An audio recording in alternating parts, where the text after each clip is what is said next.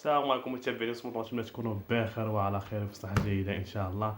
مرحبا بكم في فيديو جديد اللي غنتكلموا فيه ان شاء الله كيفاش تشري الدراجة النارية او الموتور تاعك بلا ما تقولب، وكيفاش تحضي راسك، وشنو هما الوثائق اللي خصك تعرف على هذه الدراجة النارية قبل ما تشري. باش تعرفوا معنا في هذا الفيديو خليكم معنا.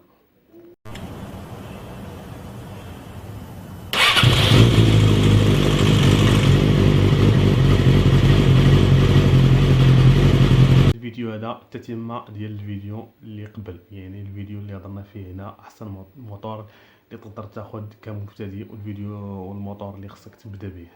هذا الفيديو هذا التتمه ديالو اللي غادي نهضروا فيه على الحوايج اللي تقدر تعرف قبل ما تمشي تاخذ الموتور، يعني عند شي واحد مونيكازيون او لا عند شي واحد اخر كتعرفو. المهم اول حاجه اللي خصك تعرف قبل ما تاخذ الموتور ديالك، يعني ما عمرك تقارن ما بين المحل او ما بين واحد غتمشي تاخذ عنده في الزنقه. يعني المحل ملي كتبغي تمشي تاخذ عنده الموتور، يعني كتاخذ عنده الموتور مريقل، كتعطيه غير لاكارت ليسونس ديالك كيريقل لك كلشي، يعني كيكتب لك الموتور في سميتك، يعني شهاده الملكيه غتخرج في سميتك، يعني جميع الوثائق كيخرجوا مريقلين.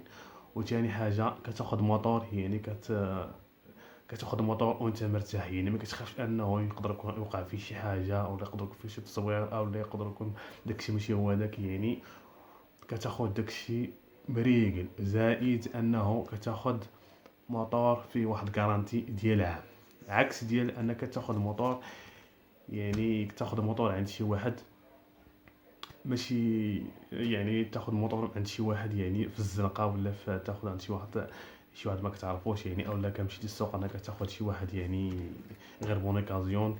يعني بزاف ديال الناس كيوقعوا في المشاكل لانه الله يحسن العوان ما يقدرش ياخد موتور يعني بثمن اللي هو زايد، قل اكثر من 10000 درهم او لا 15000 درهم ولا هذا، يعني كيضطر انه كيمشي كياخد غير شي موتور يعني ديال 4000 درهم 5000 درهم. يعني هذا هو الموتور اللي يقدر عليه الواحد. المهم بالنسبه الا غتاخد انت موتور عند شي واحد غير هكاك، يعني كتمشي للسوق، يعني شنو هما الحوايج اللي خصك تعرف قبل ما تاخد الموتور.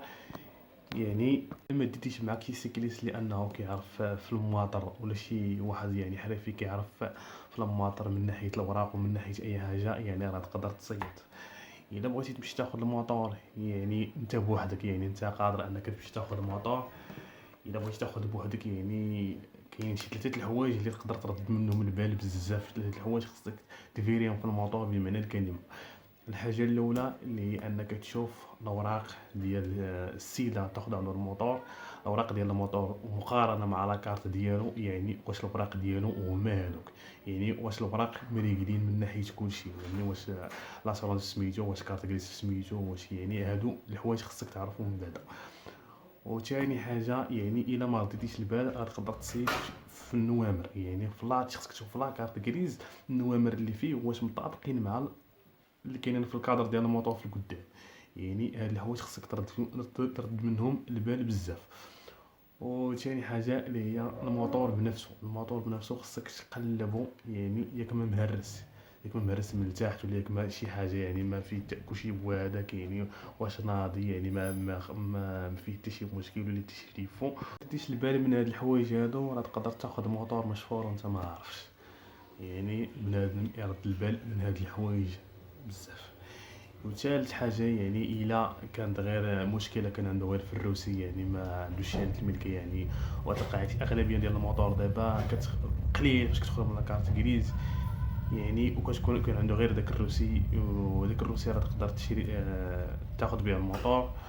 كيفاش تقدر تاخذ به الموطور؟ يعني تشوف داك الروسي واش ديالو، يعني واش مطابق مع لاكارت ناسيونال ديالو، ولا النوامر اللي فيه يعني في داك الروسي واش هما اللي كاينين في الكادر، ولا يعني شحال من حاجه ترد منها البال. كانوا فيه غير هاد ثلاثه الحوايج هادو راه تقدر تمشي معاه لعند اللي غادي يكتب لكم، يعني السيد اللي غيكتب لكم الموطور، يعني تمشي معاه تما. ومن تما غادي خصك عاوتاني تجمع شي وريقات اللي غادي باش تقدر ترد هذاك الموطور في تقدر ترد شهاده الملكيه في السميه ديالك. هاد ثلاث الحوايج هادو اللي خصك تجمع، اللي هما تاخد الروسي ديالو هو ولا كارت، فوتوكوبات لاكارت ديالك انت تكون مكيليزيه، وواحد الورقه ديال تحويل شهاده الملكيه في الاسم ديالك.